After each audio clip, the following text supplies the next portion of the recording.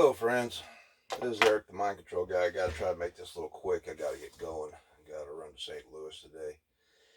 Anyway, I've been watching these videos of this group calling themselves the NFAC. I think they should call themselves the A.C.A.C, or at least they should be referred to as the A.C.A.C. Always clowning around coalition. You know, guys like that don't understand. The reason they're getting away with all the threats, all the intimidation, is because they're black. And I'm going to point blank say it like it is. That's the reason they're getting away with it. Because if that had been a white group doing that, more sodomite D's and the Southern Poverty Law Center would have had their asses in court the first time they did that crap. My understanding, more sodomite D's got canned by the group he helped create. I guess he was even too left for them. I don't know. He was a crusty old bastard anyway. But oh yeah, groups that they don't like what you say, or you're paramilitary, and they decide to come after you. You don't believe it happens? The guy that wrote this book had founded a group called the White Patriot Party back in the 1980s. And unfortunately, he was trying to save his own hide, and he ended up testifying against all the other defendants in the 1987/1988 sedition trial at Fort Smith, Arkansas. But, going around having marches in the street and rallies and saying all kinds of crazy stuff, and having weapons and stuff like that. And more sodomite D's came after him. Wanted to, say, we want you to sign these court orders and saying you won't operate a paramilitary group anymore. Well, at that time, they had changed the name to the White Patriot Party. They were actually called the Carolina Knights of the Ku Klux Klan. Basically, the Klan fatigues is what it was, but they were more political than anything else. And of course, they were paramilitary, and I was living back there when all that happened. I was in the service, and anyway, some guys who were members worked in a prison or somewhere. They say he was they were intimidating some guard. And so, here comes prancing in Twinkle Toes more sodomite D's. And anyway, what happened was they got an injunction. We don't want you to, operate a paramilitary group anymore. And every time you turn around, Morris Dees was dragging these guys into court. And they're like, geez, we're trying to live our lives to get things done. And here this jackass from Alabama keeps coming up and dragging us into court. And people said, Glenn, don't sign those papers. And he admitted he made a bad decision. And he goes, man, I did it just to get him off my ass. Well, then he changed the name of the group to the White Patriot Party from the Carolina Knights.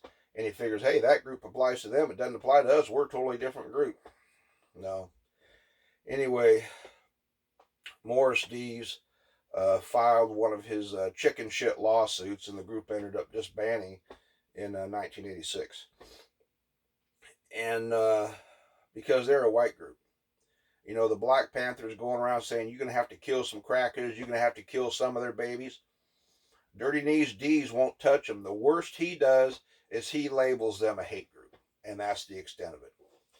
Anyway, Mr. Miller, Glenn Miller, who was known as a complete turncoat against the white preservationist movement, he is he's on death row right now for killing 3 people he thought were Jewish.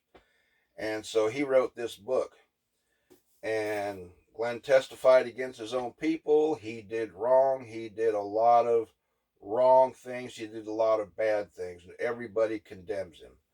But the old saying, try to separate the message from the messenger. And if you can even find this book, I mean, it's quite interesting. And the Always Clowning Around Coalition, believe me, when the right set of attorneys finally wants to come after your ass, they're going to come after your ass. And that Rat Master J, Grandmaster J, whatever he calls himself, people are going to wish they'd never gotten involved with his ass. Now, here was a guy, Gordon Call. Very rare book. I bought it back when you could buy it. And now it's, if you can even find it, God knows what the price is. Look it up on Amazon. Good luck. And Gordon Call was speaking out against the tax issue thing. And he didn't commit any crime. But they went after him with gusto because people were listening to him. And he went to prison. According to his late widow, he did prison twice, but we only really hear about the one time that he went. And they wouldn't leave him alone. Wasn't not a Southern Poverty Law Center, it was a U.S. Marshal Service. And he ended up killing two marshals in their own ambush at 63 years old. And people like to get out there and run their mouth, run their mouth, run their mouth, run their mouth, always antagonizing. Well, let me remind you of a guy right there. They got a picture of his ugly ass. And it's this guy right here. Alan Berg. Alan Berg was a Jewish talk show host in Denver, Colorado. And he always just liked to piss people off. You hear about these shock jocks and stuff. Well, he's maybe one of the originals. There's others that go back further than him. Joe Pine back in the 60s. But Alan Berg, he just loved to antagonize. He instigated. Just run his mouth, run his mouth, run his mouth. When he got shot to death in his driveway, there was a question, who do you think would have done it? The answer was, anybody that ever heard him. They made movies about it. They made one called Talk Radio. It was featured in the movie Betrayed, FBI, The Untold Stories. And anyway, had they never been investigating the order or the Aryan Nation, that never would have happened. Yeah, the order. These guys, Silent Brotherhood, NAFC, Antifa, you guys think you're revolutionaries? Nah, those guys were. Those guys did some serious stuff, but they were at their wits' end. They weren't going down marching, demonstrating, burning down buildings. Nah, they robbed banks. They robbed armored cars. They were out there trying to build a war chest for their revolution. And unfortunately, before they could really get going, they got taken down by the FBI. Did they commit crimes? Absolutely. And no one's going to deny that. They did. They were at their wits' end. What those guys, people like the Order, the Aryan Nation, the White Patriot Party, the Klan, all these far-right groups, even stuff back in the 90s, those groups were back in the 80s. But everything those guys said was eventually going to happen has happened. All the debauchery, all the depravity, all the crap we see today is happening. This book here, White Girl Bleed a Lot. You know, you want to read some stuff that you wonder why folks get to the point they are? Read that book. Remember the knockout game a few years ago? Point them out, knock them out. Things like that. All kinds of horrible things. Which is why back in the 90s, there was a couple events that led to that. The rise of the militias. Well, what led to the rise of the militias? Here's the first one. Ruby Ridge.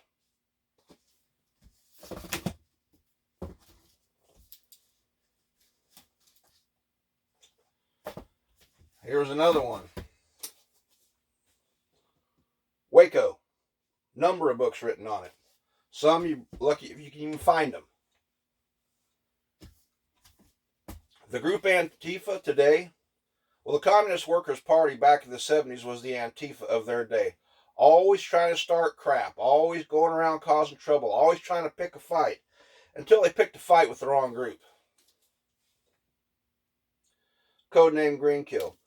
A lot of stuff has ended up BS, but it was written about the Greensboro shootout, where the Communist Workers' Party wanted to pick a fight with somebody, so they decided they was going to pick a fight with the Klan.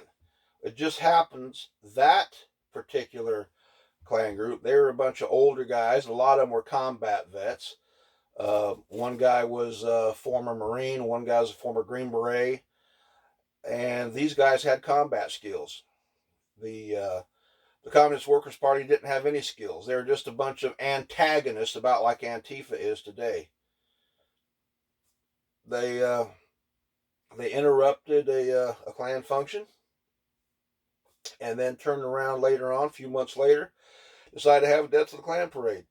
Dared them to show up, and when they did, they attacked. And 88 seconds and 39 shots later, half the shots fired by the Communist Workers' Party, 4 dead communists were laying dead in the street. One died 2 days later. A total of 13 of them were shot. You know, don't pick a fight with people who ain't afraid to fight back. They could have picked a fight with an outlaw biker group. They could have picked a fight with anybody. They chose to pick a fight with these guys, and to this day, over 40 years later, almost 41 years now, they are still whining their asses off. They still lie about it to this day. They fired the first 6 shots, and those guys went to the trunks of their car, got their guns, and fired back. They were just better shots.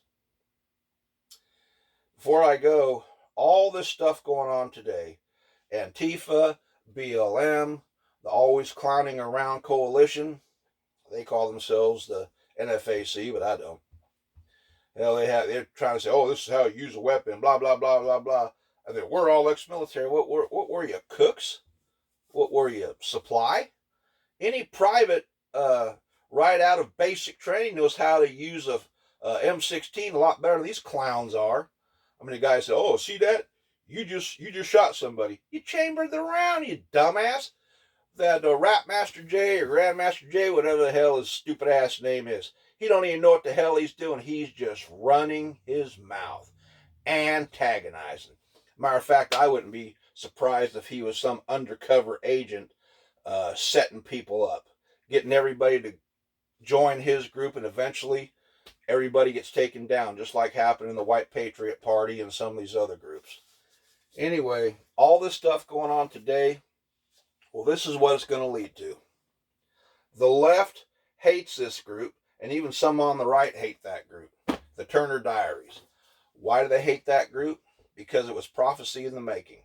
You get that book there, the one I just showed you. It's on different covers now. You get that group, and you read the stuff in that group. Later on, when they talk about the Great Revolution, all that stuff hasn't happened. But it's all the stuff that led up to it. The stuff that led up to it. That's what we're seeing today, and we have seen for some time. Right now, it's September of 2020. But a lot of the stuff that's in that book that was written back in the 70s, 1978 to be exact, a lot of that stuff, we see it today, and we have seen it for some years. But anyway, I got to get going.